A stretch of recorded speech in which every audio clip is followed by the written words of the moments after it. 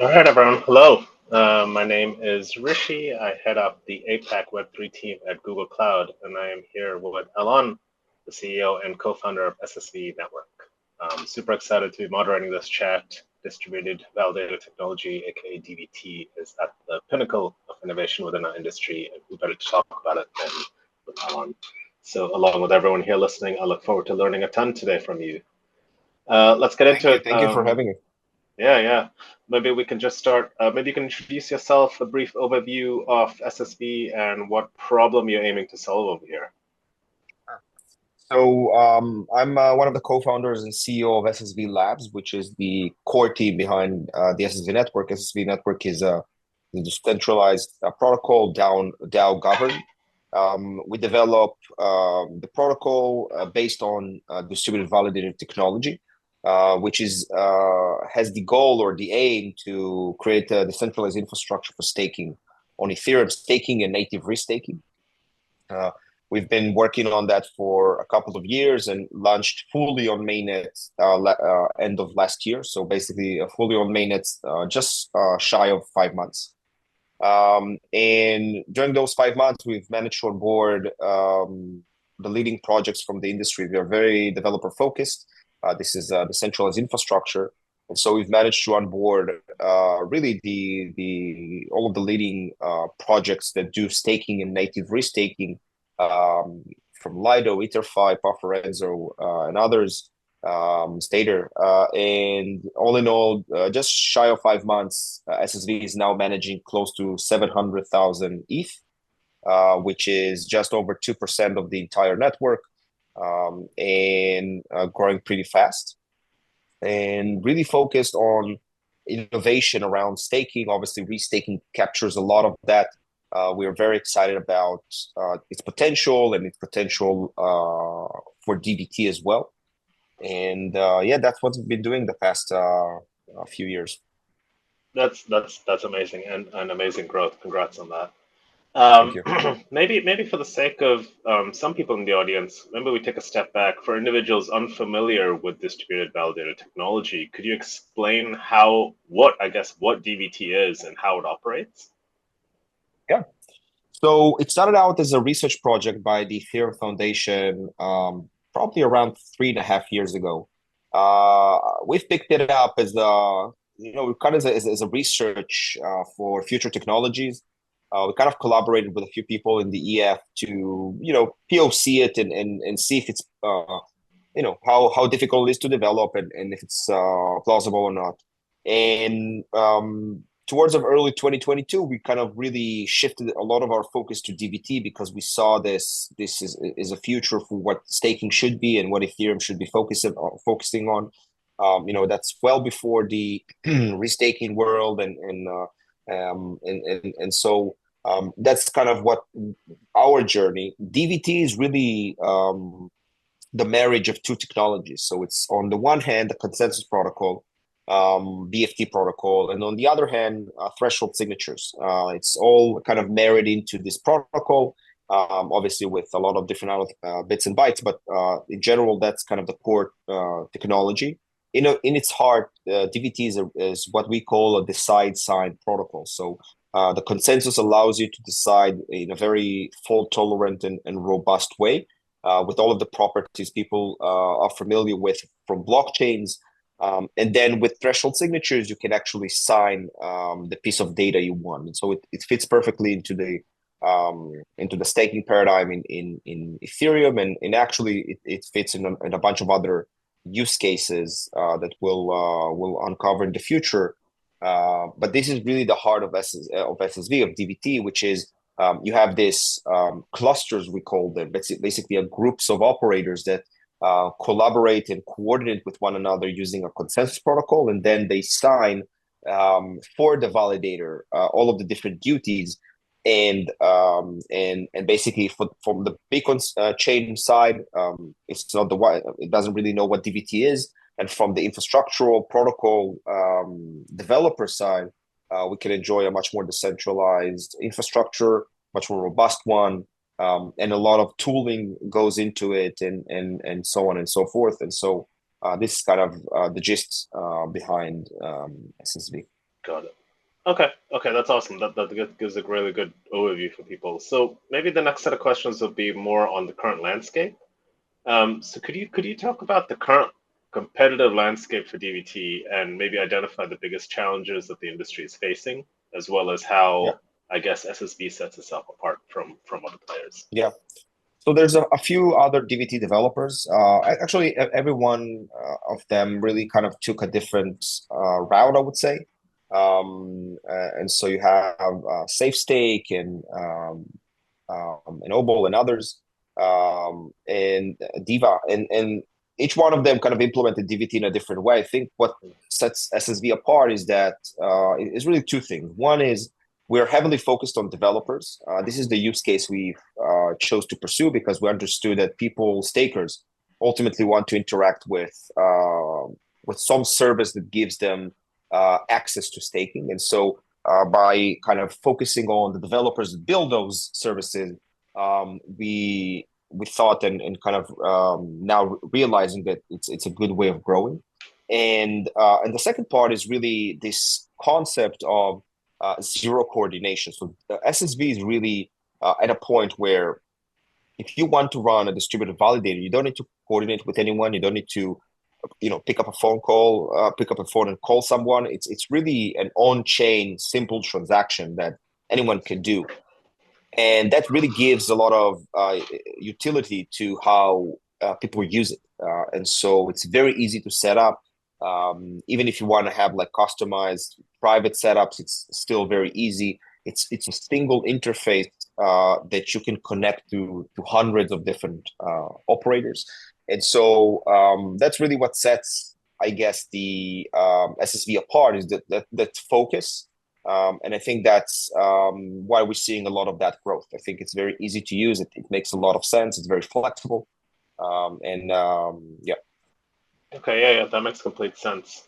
If we look at the journey into the permissionless launch, could you provide an overview of current adoption levels of SSV, specifically like I guess how widespread is the usage across different platforms, and what has Yeah. been the response from the validator community so far?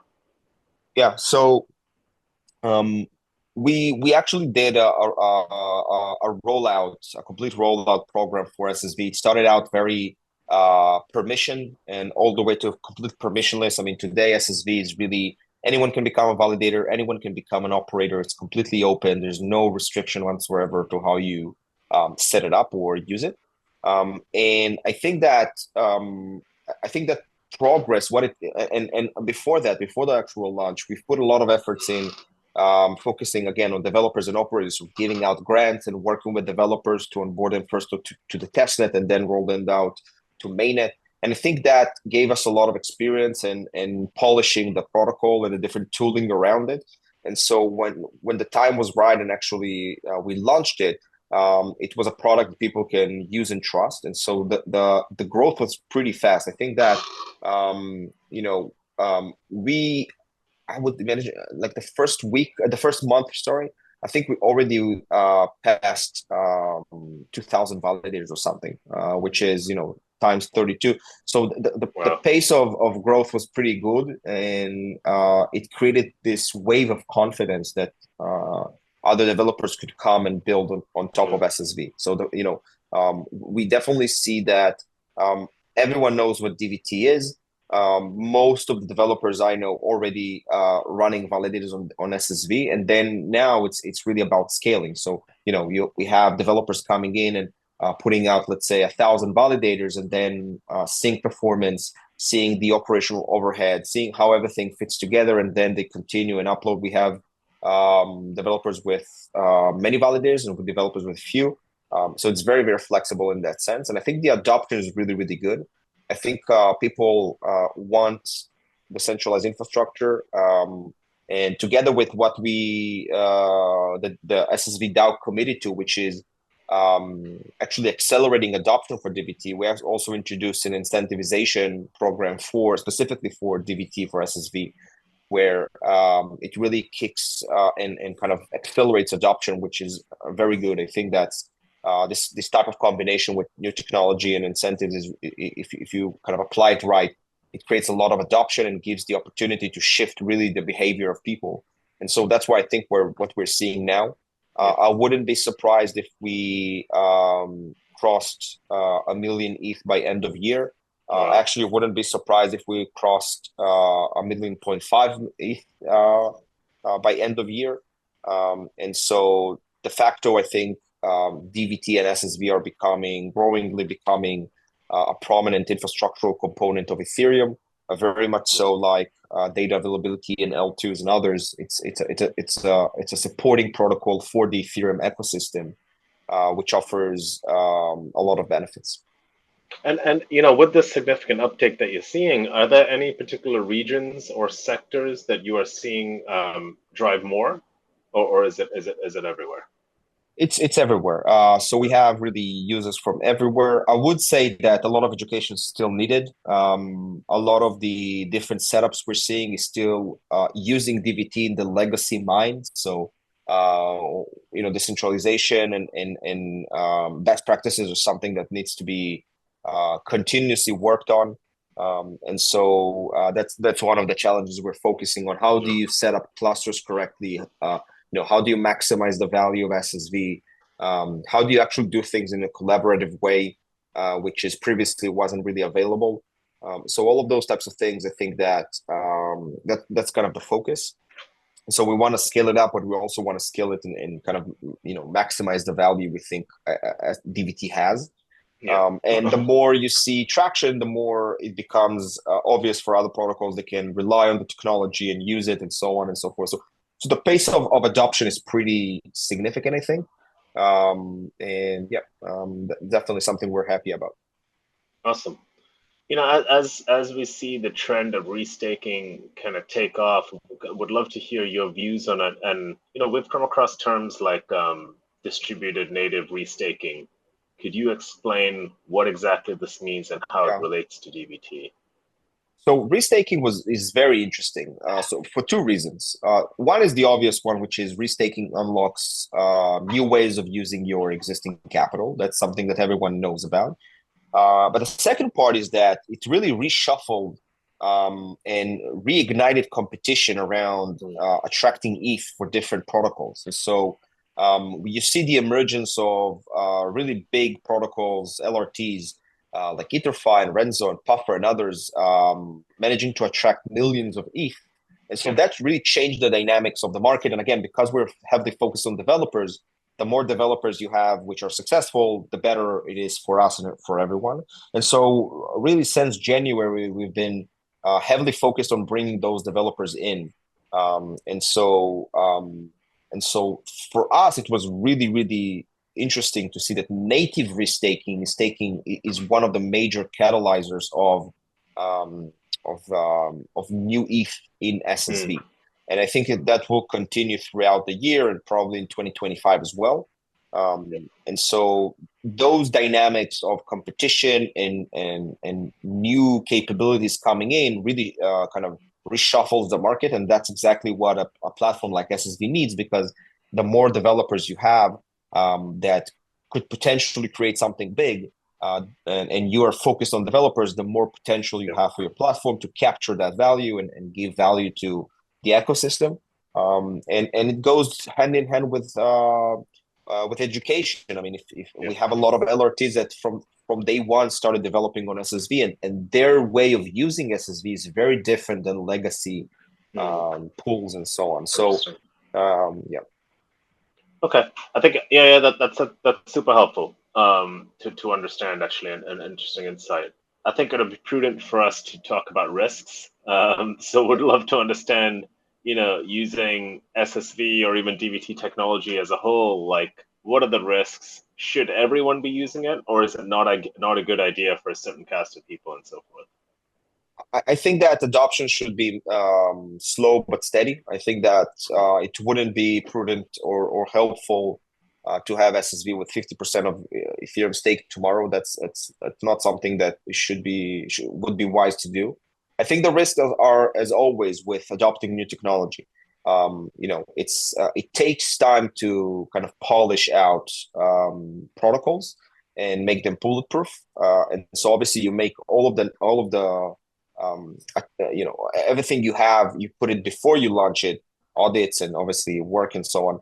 But it takes time, and so it's not just about the core protocol; it's also about the tooling behind it and around it. And so they're not less important. So stuff like explorers and DKG and key management and various scripts for onboarding and registering validators and even managing those clusters and so on. So all of those things need to kind of be polished more and more until and kind of grow steadily with the protocol, and that's kind of what we're doing. For example, one of the bottlenecks we found out was that our web app and backends and all of the things that are user facing in terms of UI weren't really up to the standards and the needs of people using them. And so we kind of the past 3 or 4 months basically rewrote everything from scratch because really? and all of a sudden that something that you thought was not at the front of what you're doing is becoming a bottleneck for it. So everything together needs to be kind of brought and built together, and so I think that's the major risk. But again, it's wherever there's risk, there's opportunity, and I think that's something we want to be working on. And so yeah, that's kind of the way. That's why also we're working very closely with new developers coming in. Again, education, how do you use the protocol, and so on and so forth.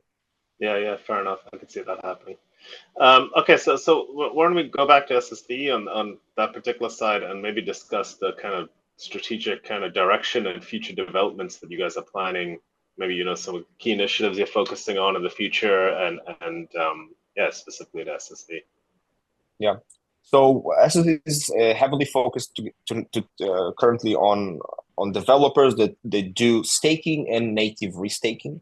And a lot of our efforts right now are, again, kind of supporting the growth of the network. And so, for example, actually wrote a blog post that should be out maybe this week or beginning of next week, the kind of a 12 months plan for really scaling up SSV in terms of its capability of supporting validators. So we want to hit a protocol that can support 200, 300,000 validators while maintaining a low resource requirements for operators, right? So and so that means a lot of optimizations and a lot of work. And so, for example, that's literally 12 months of work that a lot of the people from the team are doing.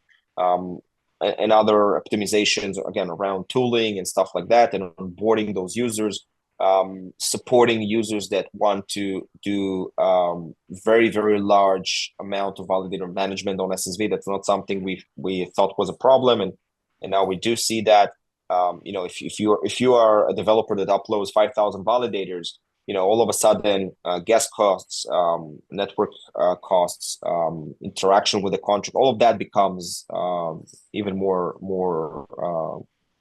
important. So really the main focus right now is on those types of things, supporting that growth around those areas of staking and restaking. And that's really the main focus we have right now, and kind of where we at. And again, kind of, hitting million plus ETH at your first year of mainnet is pretty crazy. So we want to make sure that if we want to hit 5 million in a few years, we better make sure that everything works right now perfectly. Okay, we're coming up to the end of the session, so maybe I'll stop with one last question over here. We have a couple of minutes left. What's your view on the development of the Ethereum proof of stake update, right? How is this actually going to affect distributed validator technology and the entire ecosystem? Is there going to be an impact, and what could it be? So it depends on what kind of specific areas of development you're kind of referring to. In general, I don't know if many people know that, but in general, the Bitcoin chain was developed to be MPC or multi-party computation friendly. So that's what gave way to really stuff like DVT, and so that will continue and remain the same. So I think that on that front, not a lot. I mean, again, as long as the nodes themselves encapsulate all of the complexity of Ethereum, and you're left out with just signing blobs of data, which is basically what validators do. Then it's basically abstracting all of that complexity.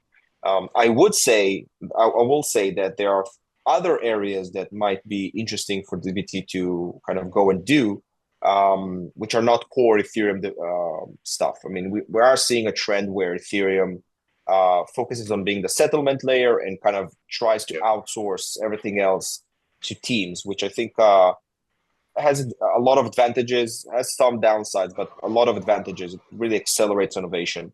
And so I think that I would say that responsibility of a validator extends and expands than just signing blobs of data on Ethereum. So that's going to be interesting to see that impact on DVT. Got it. Okay, awesome. I think that wraps us up over here. Super insightful. I know I learned a ton. I'm hoping everyone else did too. Thank you so much, Alon, for taking the time. I appreciate it, and so does everyone else. Thank you for having me. Great chat. Take care. Thanks a lot. Thank you.